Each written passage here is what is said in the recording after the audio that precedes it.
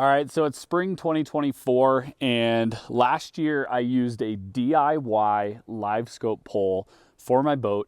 I thought it would be the cheapest way to get me into a LiveScope pole for the open water, but what I realized was there was a lot of downfalls to it that didn't necessarily make me that happy. And so this year I reached out to Drake with FinGear, and he has sent me a FinGear pole for me to review for you. So what we're gonna do is break down exactly what comes in the kit, and then we're gonna install it on the boat, and then we'll take you to the water so you can check it out for yourself and see what you think of the FinGear product.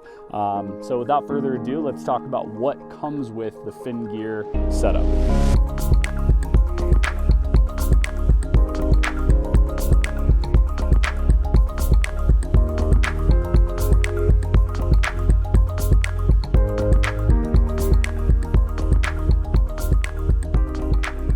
So on my boat, I always want to utilize the rail here. This is a 7/8 rail. This is standard for a lot of nitros, a lot of Rangers, but a 7/8 rail is what I wanted to use to mount my LiveScope pole to. So the first thing that comes with this kit is the rail adapter. So you've got the bottom plate and the top plate, and on the top plate you have two set screws. With these set screws, you can attach the actual LiveScope pole holder. So first thing we're gonna do is we're gonna use these Allen wrenches here. There's 4 of them. We're gonna attach this rail adapter to my rail.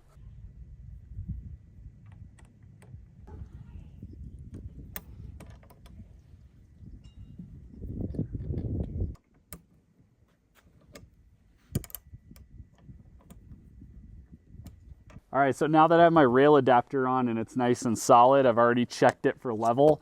I'm gonna remove these 2 set screws right here on top. Those are just easy thumb screws. You just remove them by twisting them out.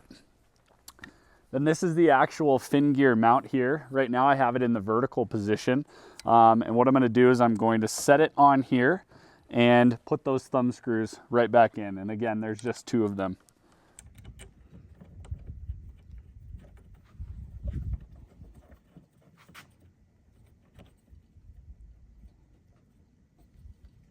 So now that my LiveScope mount is on the rail adapter, we have a really solid bond now. Now what we're gonna do is we're gonna pull this pin here, and that is going to lay the LiveScope mount perfectly flat over the water. So the pole is gonna go in this hole here, but what I wanted to point out about this model, which is what I love, is the fact that you can lift up here at the base and you could turn this thing almost all directions. So you can turn it into the boat if that's preferable. You can turn it parallel to the boat, or you can turn it out to the boat. And then also, if you pull this pin right here on the outside, you can lift this thing straight up and you can lock that pole in a straight vertical position. And then again, you can twist and rotate with it in the vertical position. So you can travel down the water without having to bring this pole out of the mount. So what I'm gonna do is I'm gonna twist it back and lay it back down flat so that I can put my pole in here. But I wanted to show you a little bit of the ergonomics of how this thing works. So next I have my LiveScope pole here, and this is the handle system. And the handle moves at a 45-degree angle, vertical, or 45 is the opposite way. But what we're gonna do is we're gonna take this pole, and there's nothing on it right now, and we are going to slide it right in to the end here. We're gonna let that go all the way down until it reaches this collar here. So this collar can be adjusted for the right depth of water that you need to be in. There are a lot of guys that would say to adjust this depth so that it's right under the surface of the water. I like to adjust the depth so that I can see under the other side of the boat. So if I am too high, I'm going to be hitting the hull with that transducer and I'll be getting some feedback. Whereas if I can get it below the keel of my boat, I can see underneath and then as far that way as I need to. I'm not usually looking for surface fish, but if I am, then I can always raise this collar up and then I can use it on the actual surface of the water and just look a single direction and maneuver my boat in order to look at some of those more topwater fish. But for now, what I'm going to do is I'm going to adjust this set collar here with an Allen wrench so that the bottom of the pole is just at the level of the keel of my boat.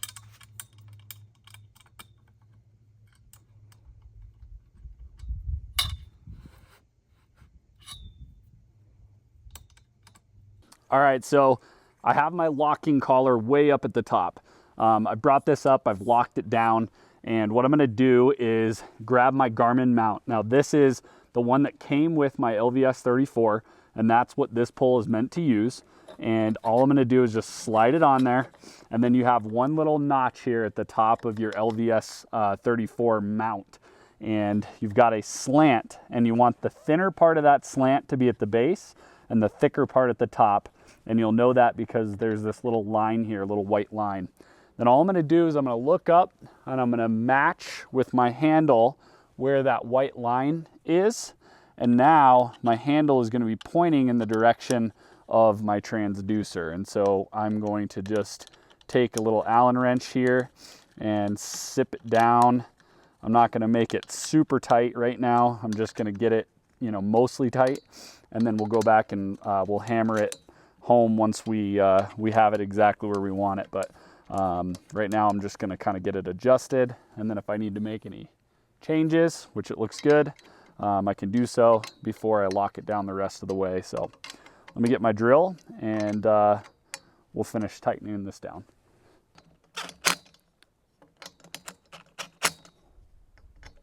So the pole turns freely inside of here. The set screw manages the height at the bottom of the keel, but this little wing nut here on this outside, this actually locks down the pole. So if you tighten it just enough, you'll realize that the pole now does not move, it does not turn, and this is perfect for trolling.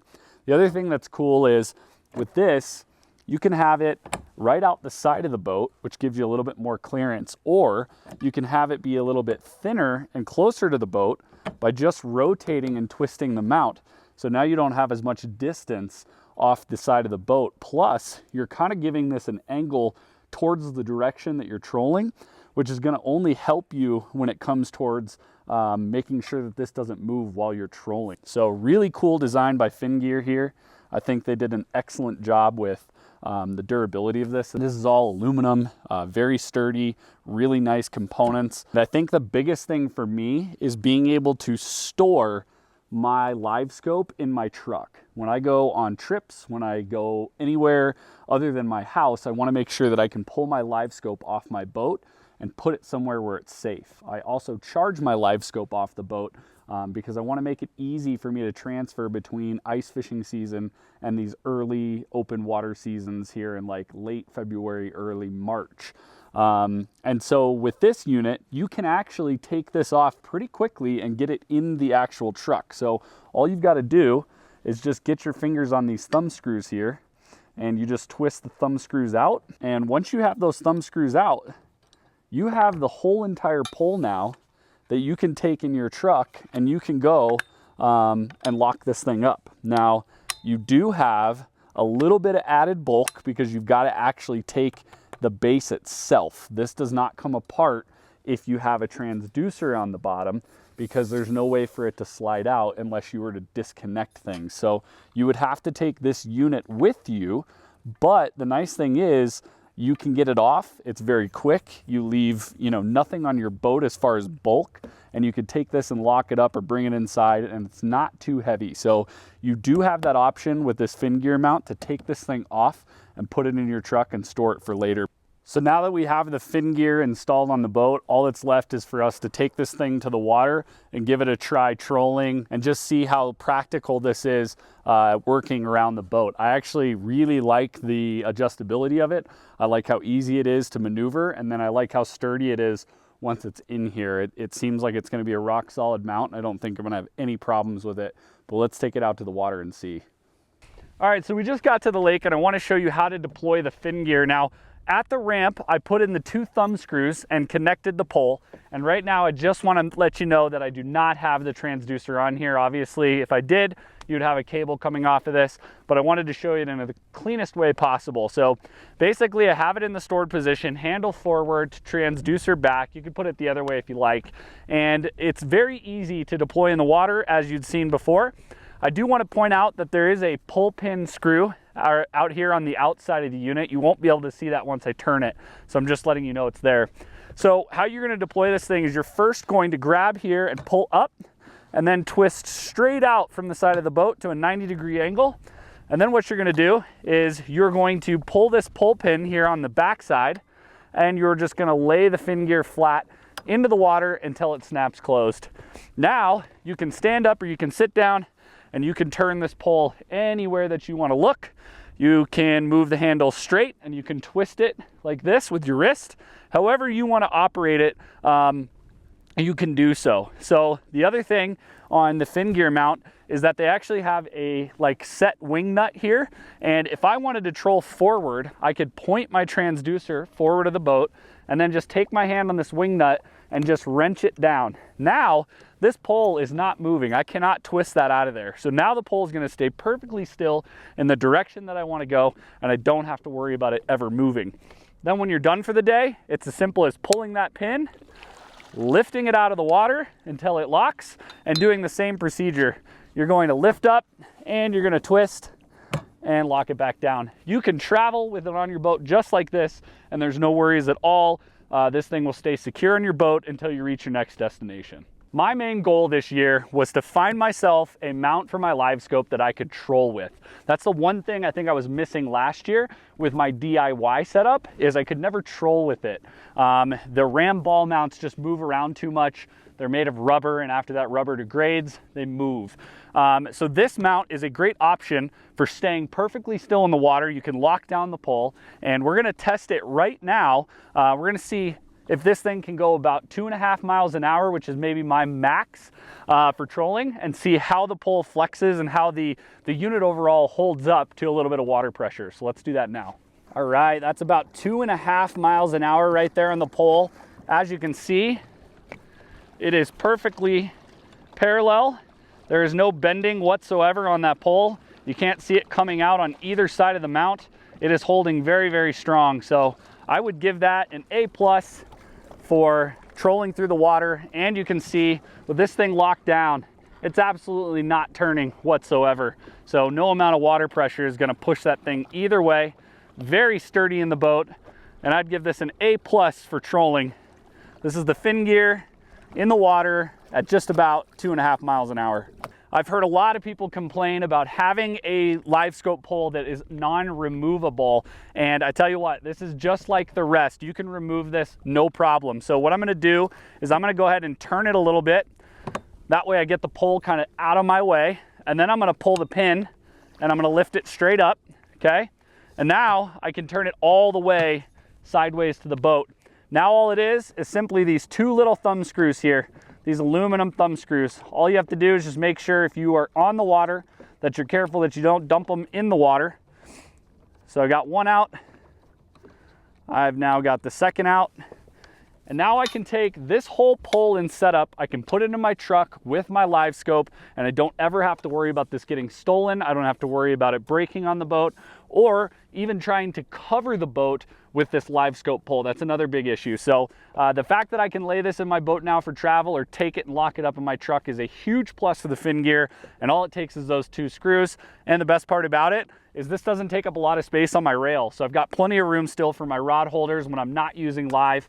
And that is the FinGear product. So shout out to Drake for sending this for review. And I think it is a very solid product. It will absolutely do well for plenty of different angling situations. And I believe this is going to be a great option for my boat going into the future. If you guys want to check it out, you can check it out at FinGear's website. They also have a Facebook page as well. I'll link those both down below.